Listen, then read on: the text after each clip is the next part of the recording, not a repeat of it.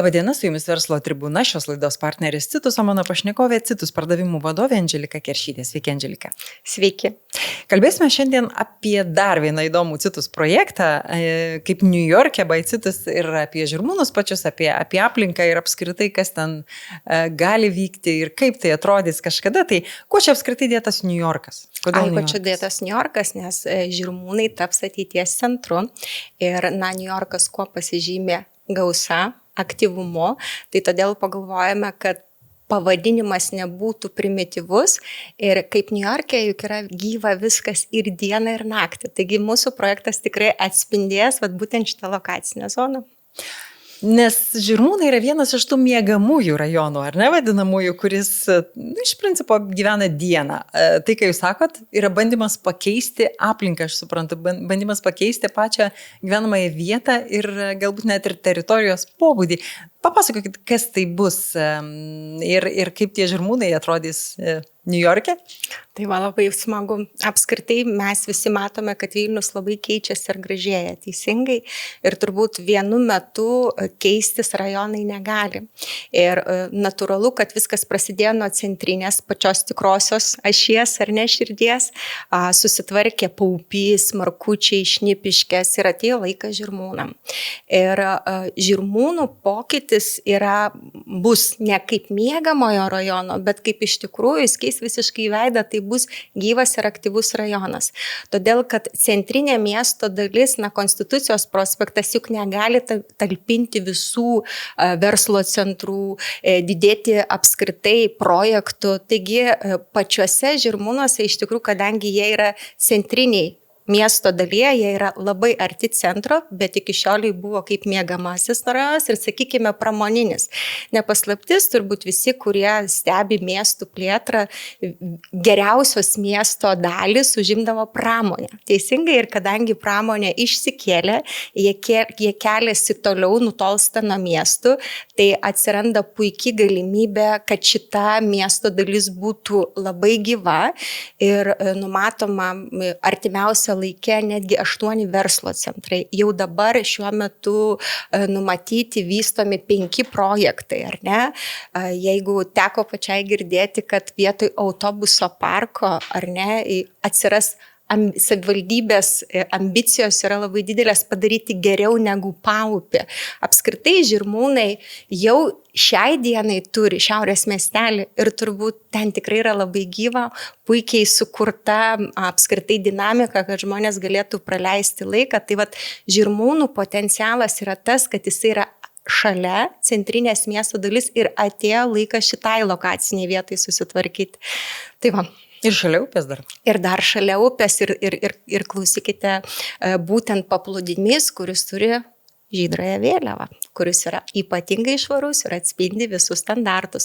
Taigi žirmūnai labai smarkiai keisis, nes yra natūralu, kuomet yra nauji projektai, ar ne, nauji verslo centrai, nes nesikūrė pats tik tai projektą, šalia susitvarko ir visa infrastruktūra, vadinasi, patys žirmūnai taps ir labai estetiškai patraukliu būtent rajonų. Pasižiūrėkime tos pačius Šnipiškės, Markučius, kaip jie dabar gražiai atrodo, ar ne?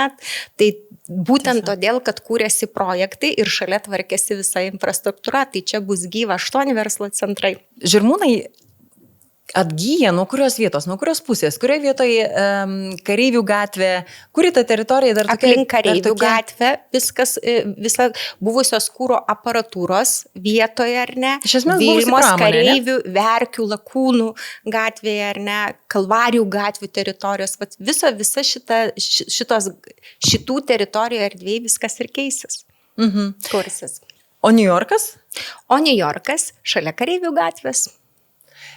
Kiek tas New York'as, papasakokit tiesiog labiau apie tą projektą, įdomu, kaip jisai, kodėl jisai turėtų gyventi, pavyzdžiui, ne tik tai dienos metu, ar ne, jeigu miegamasis rajonas tampa nebe miegamasis, kaip atrodo visa ta aplinka? Jo, kalbant apie patį projektą, tai be abejonės tai yra gyvenamasis projektas, ar ne? Ir pačiam projekte naktį niekas nevyks, bet aplink. Taip. Vietoj autobuso parko, kuris visiškai nutolęs keliais šimtais metrų bus aktyvu ir visos numatytos lokacinės vietos padarys patį projektą gyvą. Kalbant apie patį projektą, jisai kuo išskirtinis, tai jisai tikrai nutolęs yra nuo arterinės Kareivių gatvės. Vadinasi, tie žmonės, kurie nori gyventi patogioje vietoje, jie išvengs šurmulio, nes mes esam šiek tiek nutolę. Kitas labai svarbus momentas, kuris yra patogus, vis dėlto susisiekimas. Tai iš Kareivių gatvės galima bus patogus susisiekimas į Riterių gatvę, ar ne? Tai vadinasi, labai patogiai žmogus galės su savo šeima ne aplinkui, o papulti tiesiai į savo projektą.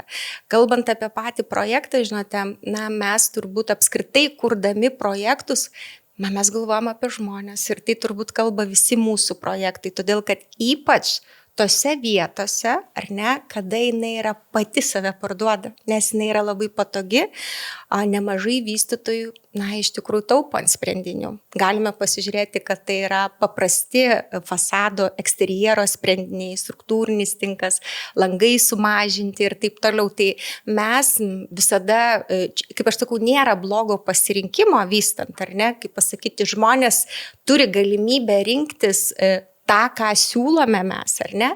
Tai kalbant apie patį New Yorką, jis yra smagus tuo, kad tokioj dalyje tu netgi savo kieme, kuris 2500 kvadratinių metrų užims, bus kaip New Yorko tam tikros zonos sukurtos ir visų pirma šeima, žmonės galės praleisti laiką savo kieme, nes paprastai, kuomet projektas yra įsikūręs tokioj aktyvioj vietoje, iš tikrųjų yra tada kompensuoja šalia esantis galbūt parkai ir taip toliau.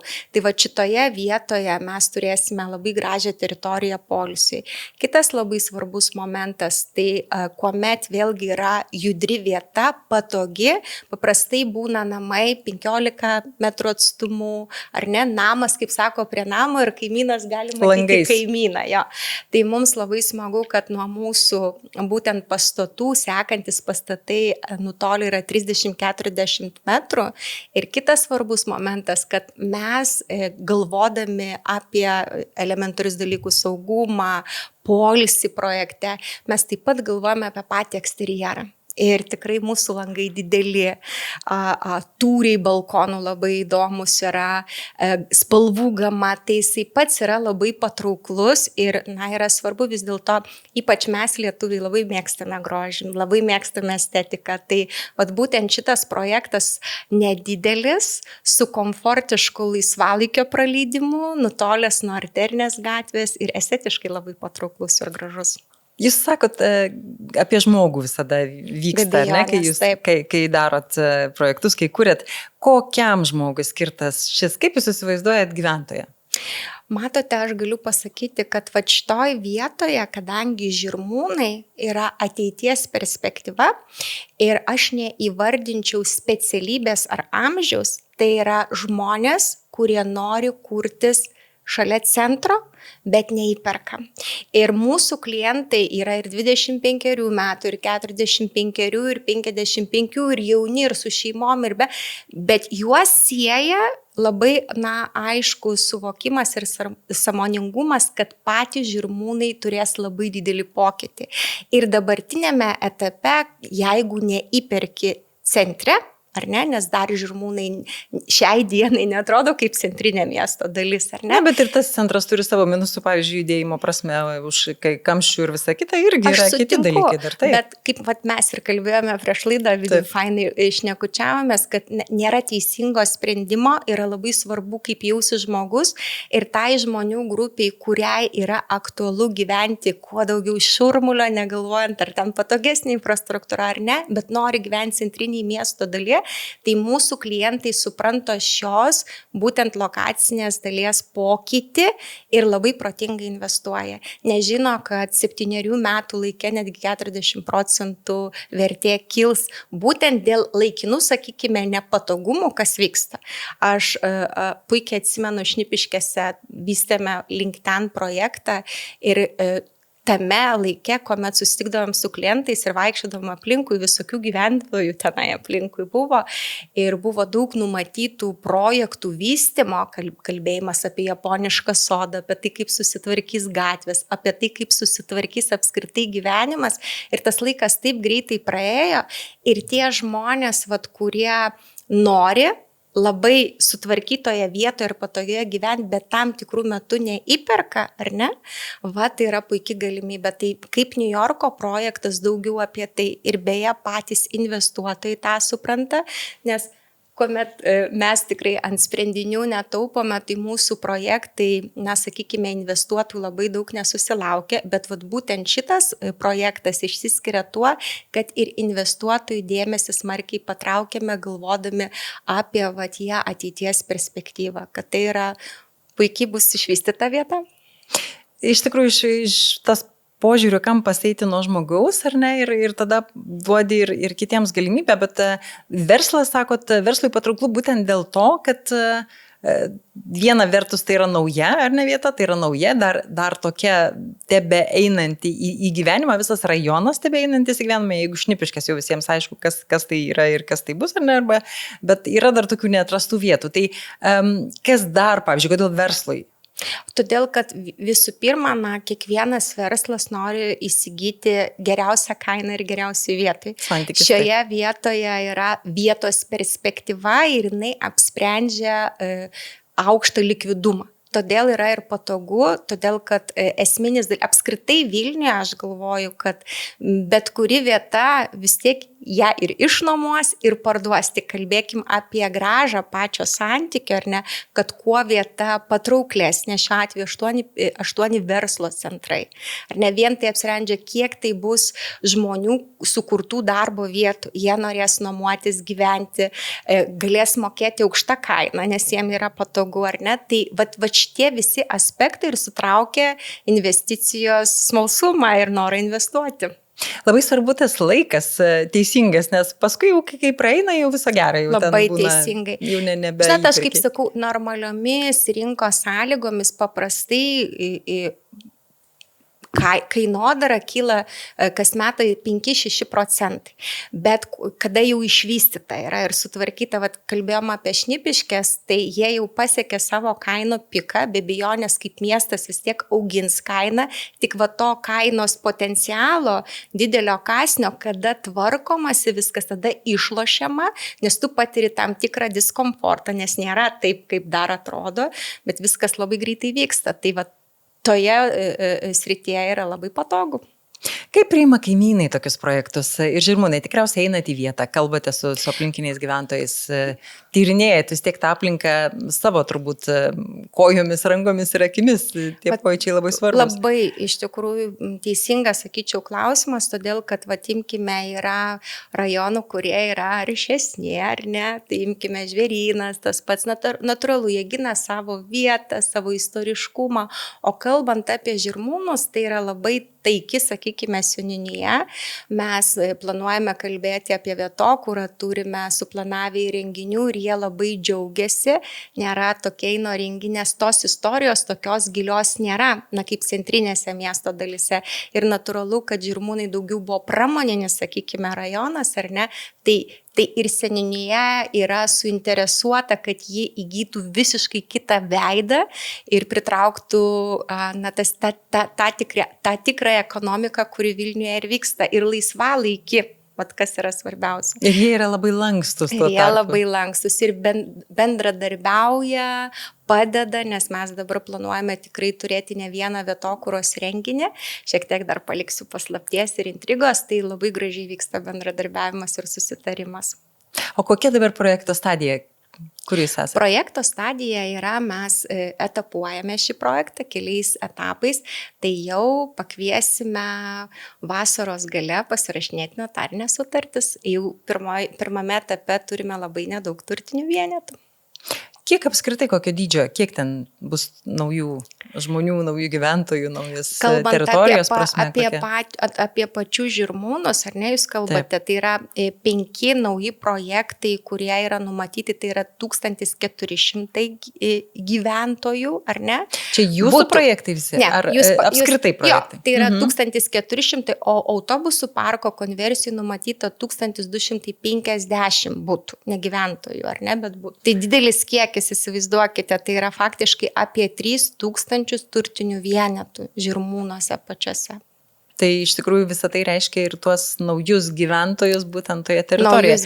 Na, arba iš gretimų namų, nebūtinai. Arba iš gretimų namų. Kiek domisi tie aplinkiniai gyventojai, pažiūrėjau, iš tikrųjų, nes gal nori į naujesnį, į kitokį būstą persikelti. Tie, kurie yra pamilę šitą lokacinę vietą, va šiaurės miestelėje ir paprastai jauni žmonės, kurie įsikūrė ir jau jie tapo vyresni, apsigyvenę 2 kambarių bute, tai būtent 3 kambarių butai tikrai labai domina, bet pati vieta, va, kada mes analizuojame, kokie klientai įsigyja, aš negalėčiau pasakyti, kad santykis yra didesnis Žirmūnų. Ar ne būtent 3 kambariai labiau domina tuos žmonės, kurie nori padidinti savo gyvenamąjį plotą. O ne atvirkščiai, nėra taip, kad yra juk išleidžia vaikus iš 4 kambarių būtų kraustas jau tada į mažesnius, jau ieško kaip tik kitokio. Šiame etape dar nepastebėjome šito, daugiau kalba apie padidinimą būsto. O apskritai, kiek kalba, kiek įdomu, koks tas susidomėjimas, nes, iš tikrųjų nemažai tų ir žinučių viešoje erdvėje, kad Lietuvos rinka ir nekilnojamo turto gali būti šiek tiek staptelėjus arba galbūt kraustos investicijos į pietinę šalis, į ten, kur klimatas geresnis, kur geopolitinė situacija saugesnė. Kaip jūs jaučiate? Matote, kalbant apie pačius investuotojus, kurie galbūt savo pinigus nori galvoja, kad taip yra saugiau perkelti į būtent Ispaniją ar kitus regionus, čia yra viena, bet mes turime kalbėti apie tai, kad Vilniuje per paskutinius kelis metus, tai yra 2 metų bėgyje, atsirado 27 000 gyventojų, tai yra toks kiekis padaugėjo. Tai esminis dalykas, kad mes automatiškai, pas mus neateina klientai, kurie bijo.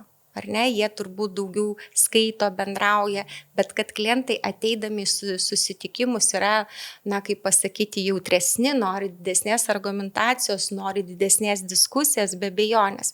Ir tada galėsiu papasakoti, kaip mes dirbame, kokie klausimai yra aktualūs. Tik jūs turit suprasti, kad tie žmonės, kurie abejoja savo šituo sprendimu, jie iki mūsų neateina, nes ir pagal mūsų apskaičiavimus, analitikus, laukiančiųjų žmonių sąrašas Vilniuje yra apie 10 000 gyventojų, dabar norėtų įsigyti. Ar tai yra tie, kuriems bus tas pirmas, ar vis dėlto investicija daugiau? Nuomai dar kažkas? Jeigu mes kalbame apie, imkim 10 metų laikę, tai yra kiekvienais metais į Vilnių vidutiniškai atvyksta po 10 000 gyventojų, taip? O per paskutinius 2 metus atvyko 27. Tai tie, kurie nori ir gali, turi pradinį įnašą, be abejonės, mesgi lietuviai visi norim turėti nuosavybę, tai yra labai svarbu, o investuotojams tai yra labai patrauklu, be abejonės, jie taip pat apie tai galvoja, tie, kurie analizuoja ir masto plačiai, nes dabartinė situacija, jinai nieko nereiškia, nes plėtra Vilniuje yra didžiulė, potencialas yra didžiulis, žmonių atvykstančių skaičius jau minėjau koks ir galime sakyti, ką norim, bet yra ta pozicija, tie, kurie supranta, jie įsivertina visus rodiklius, apie kuriuos galėsime padiskutuoti ir jie teisingą sprendimą priima. Tie, kurie žmonės nevaldo informacijos ir pasikliauja emociją ir galvoja, galbūt kainos kris ar panašiai, be abejonės jie stebi ir čia yra jų pasirinkimas. Tos rodiklius minėjot. Kokie? Jo, tai dabar elementarus dalykas yra toksai, kaip žmonės jaučiasi, jums įdomu, ne, apie kokius jie klausimus iškelia, kokias hipotezės. Tai poreikis mes jau išsiaiškinom, kad yra didelis, nes žmonių atvykstantis kiekis yra didelis, tačiau natūralu pabrango, įperkamumas tapo sudėtingas ne dėl pačios pakilusios kainos, bet Euriboro pakelimas, ar ne? Ir tai žmonėms šiai dienai, aš sakyčiau, turime tokią situaciją, kur jis yra įperkamas, tačiau keičiasi, mes įpratome, ką mes iš tikrųjų labai gerai visi gyvenam, labai visi gerai gyvenam, ar ne, kaip pasakyti, ir mes įpratome nemažai lėšų skirti kelionėm, gražesniai aprangai, laisvalaikiui. Ir tie žmonės, kurie priprato prie savo šitų pomėgių ir būstui skirti reikia daugiau, vadinasi, jų gyvenimo ta kokybė laikinai pasikeis, todėl tie žmonės tikisi, kad sumažėjus Euriborui arba kad vis dėlto vystytojai nebeparduos ir bus priversti mažinti kainas, bet jie iš tikrųjų klysta ir man labai yra smagu, kaip pasakyti, kvesti į sąmoningą sprendimą klientus ir kalbėti apie argumentų kalbą, faktų kalba, ar ne? Tai jeigu yra toks didelis kiekis atvykstančių, o Vilnius yra be galo patrauklus, jis gražėja kiekvienais metais, mes jau nebematom atotrukio, kuomet lankomės kitose Europos miestuose, tai yra mūsų pasididžiavimas. Vadinasi, jeigu pasieksime tą tokią liniją, kada žmonės iš tikrųjų nebeįpirks, mes tapsime labai patrauklus fondam, investuotojam. Ir tokiu būdu nėra, kaip pasakyti, niekas net pigo, kad vystytojas, pavyzdžiui, galėtų sumažinti kainą. Ir mes, kuomet kalbame su žmonėmis, kad šiai dienai Vilnius turbūt vienas įperkamiausių Europos miestų, sostinių, sakykime, nes tik 20%, tai yra 80% yra nuosavybės ir tik 20% investuojamo turto, ar ne? Tai čia yra labai, tai rodo ką? Tai rodo, kad visi gali pirkti, faktiškai visi. O imkime tą patį Berlyną, aišku, aš tikiu, kad pas mus taip nebus. Tai... Va, aš ir norėjau klausti, iš tikrųjų negrėsia, nes iš tikrųjų yra miestai su dideli, jau susiduria su ta problema, kad žmonės savo būsto nebegali nusipirkti. Čia nėra problema, čia tiesiog, žinot, kaip pasakyti, mes, kuomet esame įpratę, čia yra pasirinkimas, ar ne? Tai nėra jokia problema, todėl kad tu gyveni namuose, tu už juos moki, tik tai tiek, kad jie netampa tavo. Ir ta prasme, tu vis tiek turėsi kažkur tai gyventi. Kai tai yra pasirinkimas, tai taip. Kitas klausimas. Esmė, tai ir yra, kaip pasakyti, jeigu tu valdai šitą teisingą informaciją ir tu supranti, kad kai nors, kaip pasakyti, pirmas bus nukritimas Euriboro, žmonės labiau atsipalaiduos, tas laukiančiųjų, kaip minėjau, 10 000 žmonių sąrašas, natūralu, kad mes neturėsime tiek vystytojų pasiūlos ir būsim priversti kelti kainą. Čia yra natūralus ekonominis dėsnis. Tai tie žmonės, kurie supranta, kad Vilniaus miestas yra labai patrauklus ir poreikis būstų yra fantastinis, ir fondai atkreipia dėmesį į šitą miestą. Tai čia ir yra sąmoningas pasirinkimas. Be abejo, ar tu gali išlaukti to patogaus meto? Gal, bet jeigu tu rezervuoji būstą dabartinėje stadijoje, kada vystytojas tik tai pradeda, vystyti, ar ne, tai tugi ir mokėsi tada, kada Euriboras bus nukritęs, bet tu užsigarantuoji šios dienos geriausią kainą, nes kainos kils ir mes esam tikrai stebėtinai, jeigu mes stebime savo gyvenimo būdą, ekonominį augimą, mes labai panašus į Skandinavijos šalis. Tai Skandinavijoje 50% būsto yra nuosavo, o 50% būtent investuojama, kur valdo fondai. Lietuva gal ta specifika tik tiek, kad niekada nebuvo to tokio turto, kuris, daugiabutį vienas žmogus turi ir jį nuomoja, ar ne, kur tu garantuotas, kad niekada neprireiks jam visų tų butų. Čia akivaizdu, kad galėsi gyventi tikriausiai ten visą tą gyvenimą. Tai toks lengvas skirtumas iš tikrųjų, bet kiek tie senieji rajonai Vilniaus dar gali tankėti, nes vis tiek, į užmiestį vėl jau ten, jeigu kažkas kraustosi toliau, tai paprastai jau nori namo, kiemo ir taip toliau. O kalbant apie daugiabučius, ar gali dar tilpti, tokiuose atranda dar vietomis, ar ne, buvę gamyklas, dar kažkas, įdomu, kiek tokių galimybių įsiterpti? Skaičiuojama, kad 1 milijonas kvadratinių metrų dabar yra. Tai yra didelis potencialas, ar ne? Nes aš manau, kad Vilnius dar visasgi nesutvarkė, dar naujininkai laukia. Tai yra tikrai tų erdvių, kurias galima apgyvendinti ir sutvarkyti. Ir atvykstančių skaičių žmonių yra didelis. Tai man yra labai smagu, kalbant su žmonėm, žinot, kas yra pardavimas. Pardavimas, tu įkvėpi žmogų savo sukurtų produktų, bet pirmoje eilėje tu turi jam padėti, papasakoti, kas laukia nekilnojamo turto Vilniuje. Ir kada žmogus nevaldo informacijos, banaliai žiūrintis gali pasakyti, mes nepirksim ir jie nuleis, bet jeigu nėra paklausos, ar ne, tada ir kaina krenta, bet paklausa ir dar, manau, ne 1 metus, nes miestas yra augantis, jinai yra tikrai didelė, todėl šitas dalykas yra neįmanomas. Nes žmonės atvykę turi apsigyventi, nuomotis, turėti savo nuosavybę. Todėl ne manipuliaciniais principais, bet mes labai aiškiai kalbame su klientais ir pasakojam, kad jie valdytų teisingą informaciją. O sakau, nėra blogo sprendimo. Jeigu žmogus nusprendžia neturėti nuosavybės ir išleisti pinigus nuomai, na viskas tvarkoj. Žinot, aš kaip visą laiką sakau, jeigu tu išleisdamas nuomai sekančius pinigus gebi investuoti protingai ir auginti ir galutinėme rezultate tu turi naudą, taip. Bet jeigu tu tiesiog laikai sutaupytą pradinį įnašą ir leidi nuomai, tu neteisingai ilgėsi, nes tavo pinigai nuvertėja, o nekilnojamas turtas tai yra pati saugiausia investicija. Ir kai aš sakau, jeigu žmogus, vat kalbant Vilniuje, kur tu pirks, vis tiek bus prieaugis. Bet jeigu dar tu atlieki namų darbus ir pasižiūri, kuri lokacinė vieta turi potenciją, turi augimą, šiuo atveju kaip Žirmūnai, 7 metų laikė bus 40% kainos kilimas. Tai vat, kada žmogus valdo teisingą informaciją, jis supranta, kad erdvės ir galimybės kainos kritimui nėra, nes miestas yra augantis, o kada miestas patrauklėja, natūralų vieta ir atspindi kainos kilimą, tai yra natūralūs dėsniai. O kiek paveikia arba tos kainos kilimą, sakykime, ir ta geopolitinė situacija, ir buvo čia visokių perturbacijų ir pandemijos ir taip toliau, buvo tokių kalbų, kad galbūt daugiau žmonių nori jau iš Vilniaus judėti kažkur, kur mažiau žmonių, kur ramiau. Čia pandeminiu laikotarpiu buvo toks naratyvas vienu metu, ar ne? Taip. Kiek jaučiat jūs tą? Matote, mes iš tikrųjų labai atsakingai elgiamės valdydami savo sandėlį, ar ne? Tai vadinasi, projektus etapuojam ir nepastatomi savęs į tokią situaciją, kad galvotumėm, turbūt esam vieni iš geriausių vystytojų gebančių valdyti, prognozuoti savo pardavimus ir Parduodat anksčiau nei pastatot? Jo, ir mes labai gražiai valdome savo sandėlį. Esmė yra nepastatyti savęs į tokią situaciją, kad jinai tau būtų nepatogi.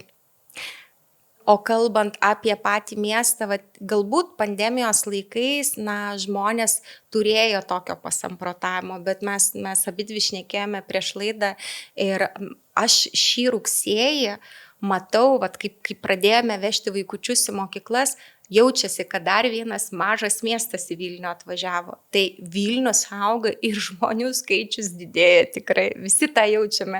Ir jeigu diskutuodavom su klientais ir klientai sako, šitoj lokaciniai vietoj labai dideli kamščiai, o šitoj patraukliau. Tai dabar visi vilniečiai žino, jeigu Vilniuje yra kamščiai, visose miesto dalise tai yra nepatogu, o kai kamščiai baigės, visiems patogu nuvažiuoti.